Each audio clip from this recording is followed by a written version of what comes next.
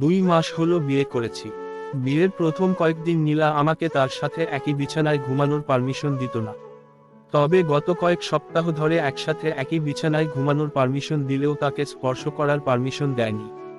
বিয়েটা যদিও পারিবারিকভাবেই হয়েছিল, কিন্তু আমাদের বাসর রাতটা আর 10টা বাসর রাতের মতো ছিল না। বাসর রাতেই নীলা বলে দিয়েছিল যতদিন না সে রাকিব তার এক্স বয়ফ্রেন্ডের কাছে যতদিন না ক্ষমা চাইতে পারবে ততদিন সে আমাকে মেনে নিবে না। রাকিব বড়লোক ঘরের ছেলে। ডিএসএলআর, মোটর সাইকেল, আইফোন সবই ছিল। প্রতি সপ্তাহে 2-3 বার করে নীলাকে বড় বড় রেস্টুরেন্টে নিয়ে খাওয়াতো, কিন্তু বিয়ের কথা বললেই এড়িয়ে যেত। তারপর পরিবারের চাপে নীলা রাকিবকে না বলেই আমাকে বিয়ে করে।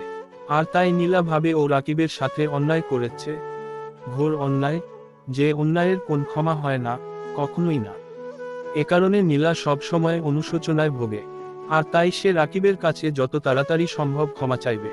যেদিন আমার অফিস বন্ধ থাকতো সেদিনের আগের রাতে আমরা দুইজনে না ঘুমিয়ে গল্প করতাম, আর প্রতিদিনের গল্পের বিষয় থাকতো এক রাকিবই। একটা মানুষ যে তার এক্স বয়ফ্রেন্ডের কত প্রশংসা করতে পারে তা নীলাকে না দেখলে হয়তো কখনো জানতে পারতাম না। আমি নীলার মনের ভালোবাসা অর্জন করতে চাচ্ছিলাম, কেননা একটা মেয়ের মনের ভালোবাসা অর্জন করতে না পারলে তার প্রতি কোন অধিকার খাটানো যায় না। আর তাই একসাথে না ঘুমানো কিংবা নীলার শরীরের স্পর্শ করতে না দেওয়ার বিষয়ে আমি কখনো নীলাকে কিছুই বলতাম না। আমার মনে বিশ্বাস ছিল ও একদিন রাকিবকে ভুলে আমাকে ভালোবাসবে। সেদিন নীলাকে নিয়ে বসুন্ধরায় শপিং করার জন্য গিয়েছিলাম। নীলার পছন্দ মতো সবকিছু কিনে দেওয়ার পরও দেখি ও অখুশি। অসুখী থাকার কারণ জিজ্ঞেস করতেই ও বলল ওকে নাকি রাকিব প্রতি মাসে অন্তত 2 বার করে বসুন্ধরায় শপিং এর জন্য নিয়ে আসতো। আর নতুন কোন মুভি বের হলে আরও বেশিবার রাকিবের সাথে আসা হতো। শপিং শেষে বাসায় ফেরার পথে নীলা নাকি রাকিবকে দেখেছিল। রাকিবের সাথে কথা বলতে না পারার কারণে সে বাসায় ফিরে অনেক কান্না করছে, এ যেন মরা কান্না। নীলার কান্না সহ্য করতে না পেরে বাংলা সিনেমার দয়ালু নায়কদের মতো আমিও তাকে ওয়াদা করেছি যেমনই হোক রাকিবকে তার সামনে এনে দাঁড় করাবো। সেদিনের মতো আমার আশ্বাস পেয়ে ওর কান্না থেমেছিল। তাছাড়া ওই ওয়াদার কারণে এখন আমার প্রতি ওর ভালোবাসাটা একটু বেড়েছে। এখন রাকিবের কাছে ও ক্ষমা চাইতে পারলেই মনে হয় আমার প্রতি ওর ভালোবাসাটা আরো অনেক গুণ বাড়বে। আমি রাতে না ঘুমিয়ে যখন মাথার ভেতর এসব আওড়াচ্ছি, তখন আমার পাশে নীলা ঘুমাচ্ছে। ঘর সম্পূর্ণ অন্ধকার, বাইরে থেকে পূর্ণিমার চাঁদের মৃদু আলো রুমে প্রবেশ করেছে। এমন সময় লক্ষ্য করলাম বারান্দা দিয়ে একটা মানুষ আমাদের রুমে প্রবেশ করার চেষ্টা করছে। মনে তো হচ্ছে চুরি হবে। এত রাতে চোর ছাড়া আর কেউই এভাবে রুমে ঢুকতে চাইবে না। আর আমি কখনো চোরের চুরি করা দেখিনি। তাই মনে মনে সিদ্ধান্ত নিয়েছি আজ ঘুমের ভান করে দেখব যে চোর কিভাবে চুরি করে। তারপর চুরির করার শেষ মুহূর্তে গিয়ে হাতে নাতে ধরে ফেলব। ঘুমের ভান করে চোরের চুরি করা দেখছি আর চোর তার মোবাইলের লাইট জ্বালিয়ে আরামে চুরি করে যাচ্ছে। নীলা এসব কিছু টের পাচ্ছে না, টের পাওয়ারও কথা না। আমি ঘুমিয়ে গেলে আমিও টের পেতাম না। তাছাড়া এরকম শিক্ষিত এবং চালাক চোরদের ধরাও মুশকিল। চোরটি চুরি করা শেষে বেরিয়ে যাবে এমন সময় আমি ঘুম থেকে লাফ দিয়ে উঠে চোরের ঘাড়ে আমার শরীরের সমস্ত শক্তি দিয়ে একটা ঘুষি মারি। চোর সাথে সাথে শুয়ে পড়ে। ছোটকালে কোন এক ক্লাসে বিড়াল নামক একটা গল্প পড়েছিলাম, আর সেখানে চোরের চুরির কারণ হিসেবে বড়লোকদেরই বেশি দোষ দেওয়া হয়েছে। কিন্তু আমার কাছে তা মনে হতো না। তাই আমি কৌতূহলী হয়ে আছি এই চোরের চুরির কারণ জানার জন্য। কিছুক্ষণ পর চোরটা ঘাড়ের ব্যথায় কাতরাতে কাতরাতে উঠে বসল। ভাই ভাই, আমারে পুলিশে দিয়েন না।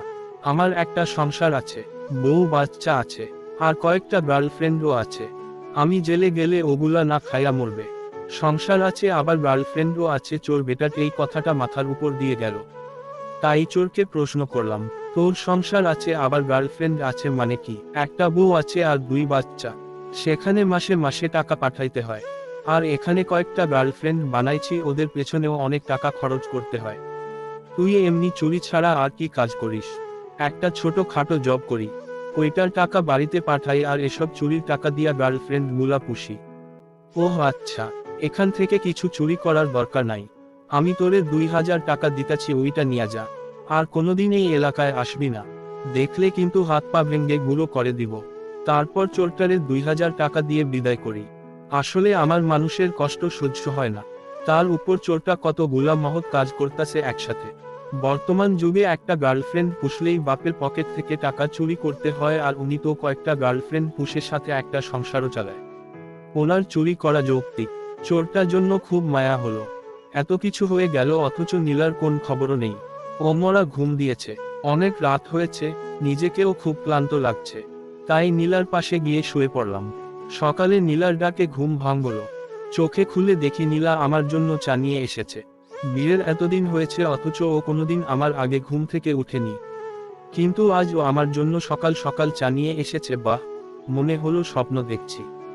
কিন্তু না, নীলা আমার হাত ধরে টানাটানি করে আমার ধারণার ভুল প্রমাণ করল। হঠাৎ করে মেঘ না চাইতে বৃষ্টি কেন, কিছুই বুঝে উঠতে পারছি না। এমন সময় নীলা কানের কাছে এসে বলল, আস্তে আস্তে বলতে লাগলো, গত রাতের ওই চোরটাই রাকিব ছিল। রাকিবের কণ্ঠ শুনেই আমার ঘুম ভেঙে গিয়েছিল। ভেবেছিলাম ঘুম থেকে উঠে গিয়ে ওরে সরি বলবো, কিন্তু ওর সংসারের কথা শুনেই সব ইচ্ছা মাটি হয়ে গেছে। বুঝতে পারিনি ও এতদিন আমাকে ঠকিয়েছিল। এতটুকু বলেই ও আমার বুকে মাথা রেখে ফুপিয়ে ফুপিয়ে কান্না করে দেয়। আমি কিছুই বুঝে উঠতে পারছিলাম না কি বলবো, কিন্তু নিজের মনের ভেতরে অন্যরকমের ভালোলাগা কাজ করছে। বিয়ের 2 মাস পর প্রথম বউয়ের স্পর্শ পেলাম, তাও যেমন তেমন স্পর্শ নয়, গভীর ভালোবাসার স্পর্শ।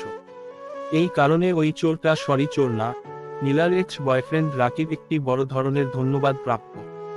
এরপর কোনোদিন ওই চোরের সাথে দেখা হলে বুকে জড়িয়ে ধরব। আপাতত নীলার সাথে সুখে শান্তিতে সংসার করি।